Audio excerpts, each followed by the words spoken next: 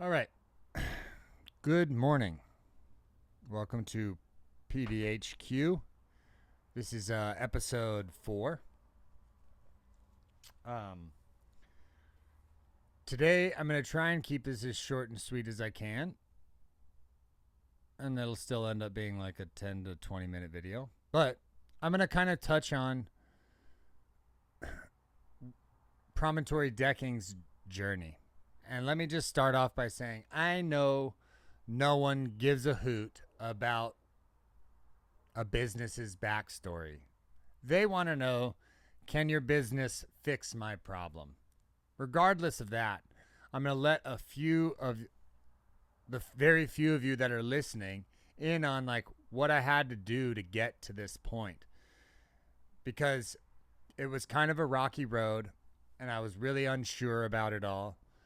Um, so I grew up with a stepdad who had like an electrician business. And so for my early teen years, like all through the end of high school and a little bit into college, I worked for him kind of doing electrical work, all sorts of stuff from roughing houses to final trims, uh, you know, custom audio installations, all sorts of things, anything that had to do panel work, whatever. So I'd kind of started my trade life in the electrician world. And fast forwarding through college, I played in this band, Brothers Gal, for a long time, 12 years. And we toured the country. And by the time we were done with it, we were a pretty well-oiled machine. But we had spent a long time beating our heads against that wall, grinding the life on the road. And I knew I needed to do something different. It was like an aching feeling in the pit of my stomach, like, dude, we can't do this forever. And I needed to like sober up and get focused about my life. And I had fallen in love with Zoe, my girlfriend at the time, but now she's my wife and the mother of my son. And I knew I wanted to spend my life with her, and I wanted to build a life with her, and I wanted to settle down. I wanted to be in one place, and I wanted to be a father. That was like, that was the only thing I was 100% sure of at that point playing in the band. And I didn't know if I could do all that while still partying every night on the road, playing in bars and in theaters and festivals and stuff like that. And my love for it kind of just fizzled. Um, and it ended all kind of like unceremoniously. But uh, I knew at that point that I needed to do something different. And but I will say that it taught me a lot about the entrepreneurial spirit, about going out into the world and taking the risk, not knowing what the results will be, and just going for something. And we gave it a really good stab. And we learned a lot about business, I think, just being in a band and trying to operate and sharing the load of like marketing and you know someone's in charge of like making the music. We had one guy who was like always cooking us food. And everyone kind of develops these roles to help further the common goal, to get closer to that common goal. And so after the band ended, it was really like around COVID. And during the time that I played in the band, I was like bartending. And I worked for one lady who owned 3 different bars. And I was able to like leave for 6 to 8 weeks at a time, go on tour, and then come back and be like, hey, I'm home. And I'd be able to pick up plenty of shifts and make plenty, good money at the time.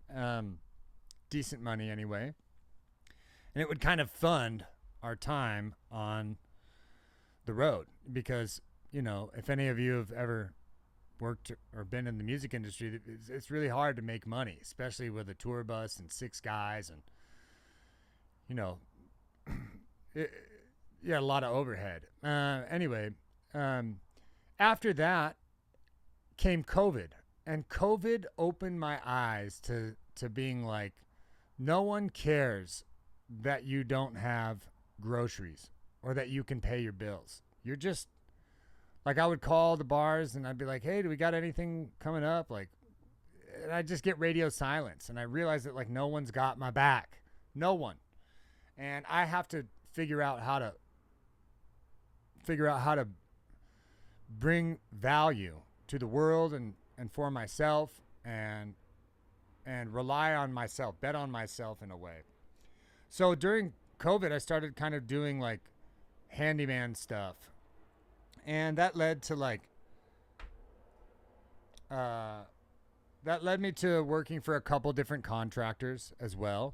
Like, and then I was kind of doing handyman stuff on the side, trying to fill my schedule, work on the weekends, work late afternoons, yada, yada. And I worked for a deck builder, but he didn't keep his license current, and he kind of operated with like a sweaty wad of cash in his pocket. You know, he was a heavy drinker. So I loved working in that scenario, but I couldn't stand working for that guy. And this is kind of stereotypical, but I just felt like, dude, I could do everything you do, just better, you know? And it didn't take very many decks for me to kind of understand that the formula never really changes. You know, structural connections all kind of have to fall within, you know, there's a guidebook for a lot of that stuff. And I could figure out all the things on my own. Now, obviously there's experience, there's skills you earn just by experience. And, you know, if you're a journeyman carpenter and you're working for somebody else, you've probably made a couple mistakes, cost your boss a little bit of money. But then you got to a point where like you could be at the job and you're in your own zone, you're doing what you got to do, and you know, you're making your boss some money. And I wanted to skip all that. I wanted to be in charge of it all. And even if I had to like learn on the job a little bit, or like make a mistake and mess up a piece of material, you know, cut something an inch short or whatever, I was just like willing to, you know, learn the school of hard knocks basically. And, you know, it started small. It's, you know, it was like hanging doors and, you know, I don't know, hanging TVs, rewiring small electrical stuff, replacing. Anyway, right after COVID, I started working for that deck builder. And then that didn't last long, but it showed me what I wanted to do. I knew I wanted to be outdoors with my headphones on, building stuff, because there's no feeling like standing on something that you've built and being like, huh, I am man, I built that. You know, it feels really good. You feel really proud when you build a structure. You know it's built correctly. You know it's built stout, and it's just a good feeling. And so all that time while I'm doing the handyman stuff, I started working for another guy, a dear friend of mine named John, who ran a plumbing business in Ocean Beach. And, you know, we did a lot of, you know, slab leaks, you know, repipes under houses, water heaters. He taught me how to sweat pipe. You know, we did like pedestal sinks and waste and overflow repairs and all sorts of like plumbing stuff, you know, stuff that I hadn't really had any experience doing. But after working for him for a while, I kind of started to feel like, all right, plumbing's cool and there's good money to be made in it, but I don't want to be a plumber. But now I have this like little bag of plumbing skills. Like for instance, if we're digging a footing and we nick a pipe or something, no big deal. We'll just fix it. But like, you know, prior to that, I wouldn't have known what to do if I had hit a gas line or, you know, hit a city water line and we got to shut off the water and figure out how to like, that would have been really scary before all that. But now, because I worked for him for so long, I feel real confident about my plumbing skills as well. And then I worked for another GC who did like kind of bigger projects, like some design work, some like room like house additions, other custom stuff, and he had a little crew. But I realized working for him that I was just like a number, and I was making like teenager in the summer money, and I needed grown up 35-year-old man money, and I needed to be in charge of my own time, and so I was just kind of beholden to him and his business. And although I was appreciative of the opportunity, I just realized it wasn't like I wasn't going to be able to do that. And all the while I'm doing this, I'm still picking up like handyman stuff, building small gates. I did a couple small decks, lots of fence work, stuff like that. On the side while I was building decks with these other guys and doing some plumbing and all that. So a few years, like 5-6 years of that went on, and maybe 5 years of that. And then I decided, okay, I'm going to bet all on myself, and I'm going to stop trying to find other people to bring money in for me. I'm going to figure out how to do it on my own.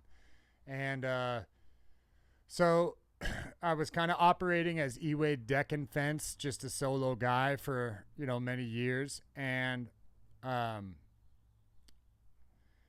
I decided I need to like kind of change direction and get serious about all this. And I reached out to a friend of mine who was running a deck business in like mid-coastal California, like San Luis Obispo, Santa Barbara area. Shout out to Mike.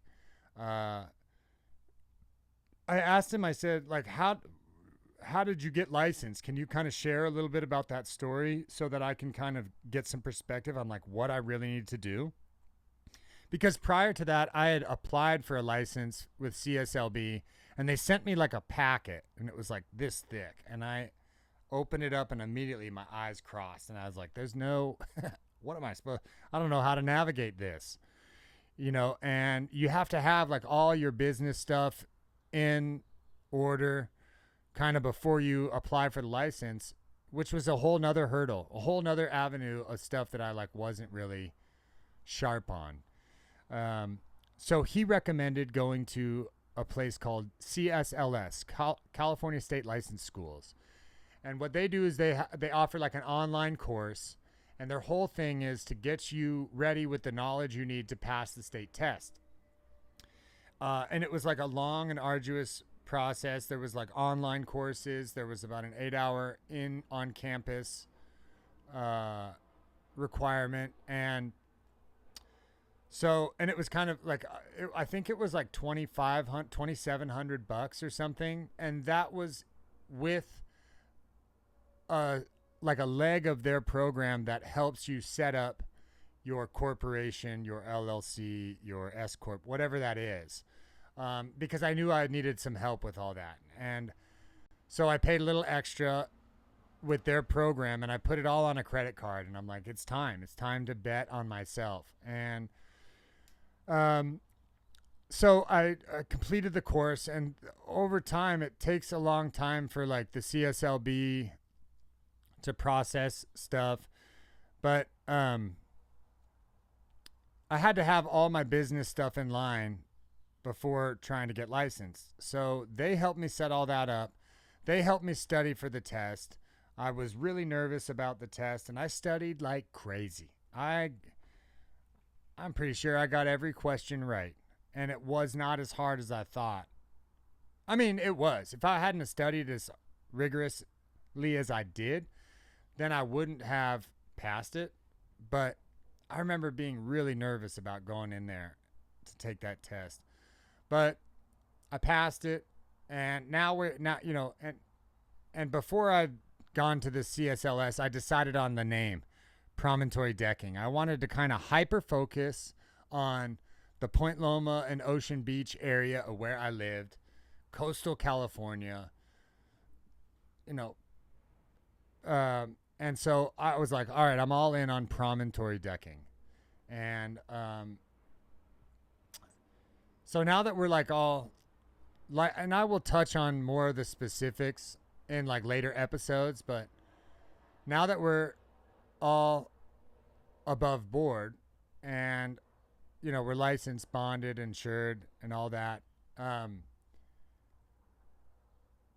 I feel like the future is kind of opened up for me. There's no more glass ceiling of like finding the right client with cash in their pocket who wants to hide what they're doing from the city or whatever. Like neighborhood deals. I want to build like a real business here. And I know that comes with a lot of risks, legal, physical, the whole nine.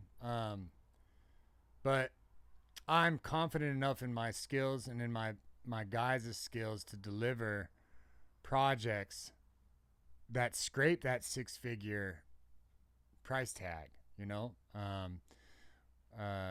So I have a walkthrough today in La Jolla, and it's for a deck on top of this multi-million-dollar house that overlooks the ocean and like hangs on a cliff. And this client, well, it's a homeowner who has a staff member who the homeowner basically said like, hey, go find a contractor to put a deck up here, So we're talking like a different echelon of customer. So right after this video, I'm about to go clean up my face a little bit, iron my shirt, and get myself prepared to go and find out what it is that they actually want to accomplish in this space. What are you going to use this space for? Can I see the build plans so that we can determine through a structural engineer whether we can build right on top of it, or do some provisions need to be made so that it'll support what your goal is for that area? But it's this coastal place. And before I talk about with this client about material or price or anything, I want to have a really clear understanding of what they want to do with that area. But I think there's a really good place here to go for the upper echelon of materials on all of it. And I'm hoping that they're not so much worried about the price of things, but more so the end result. And are we going to solve the problems that they're facing with that area, that unusable space? So I think it's a great opportunity to use Owens Corning lumber, to use a PVC decking by TimberTech or something that's like malleable, we can bend in our radius. It's going to look really nice. It costs a lot per linear foot. And like tempered glass panels, maybe even custom made at the circumference we need. Low voltage lighting, the whole nine. So I'm hoping that that's the kind of caliber job that we want to have. But yet again, I've got to still do this walkthrough, and I'll know more about that after that. But so anyway, this is just me kind of like touching on some of the things that I did and had to go through to get to this point. And if you're listening at this point in the video, I appreciate you paying attention. And as I try to stay as consistent as I can about releasing these videos, you'll learn a little bit more if you're interested in my journey. But like I said, I don't think anybody actually cares about it. But I could be wrong. And that's what this whole thing is. I don't know if this is going to get legs, but I could be wrong. So if you're with me right now, thank you. Appreciate you paying attention, and I will see you on the next one. Cheers.